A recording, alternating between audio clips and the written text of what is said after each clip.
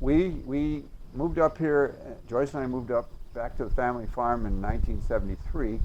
Immediately began growing grapes for Taylor Wine Company, who couldn't get enough grapes at that point, and we could make a very good living as a grape grower.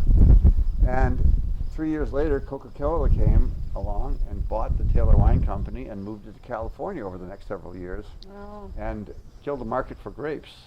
So pretty soon we had several hundred tons of grapes that we had difficulty marketing, and everyone was going out of business. And we were a little too stubborn, and so we decided to start a little winery.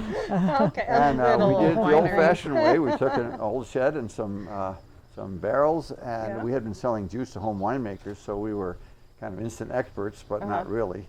So we took 2 3-day commercial winemaking courses, which was all that was available on the East Coast. And in 1981, we started with our first vintage of 7 whites and 1 red.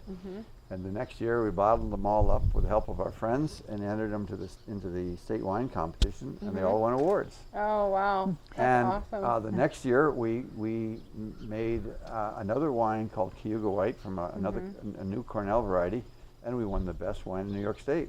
Wow. So that gave us the courage to keep on going. Right. And so we realized it wasn't our vast experience winemaking, but the fact that the Finger Lakes, and particularly Cayuga Lake, grow some of the finest cool climate grapes in the world. You had a little help? Is that what you said? Yes, by the old timers were right. A lot of Excellent help. grapes. Well, it's like you can have a talented chef, but if you don't have good ingredients to go into that food, it's not going to be nearly as fabulous as it could be. So, so that was how we were started, and every few years we had to add on to the tasting room, and after about 15 years, the bankers came by and said, "Are you still in business? Would you like a loan?"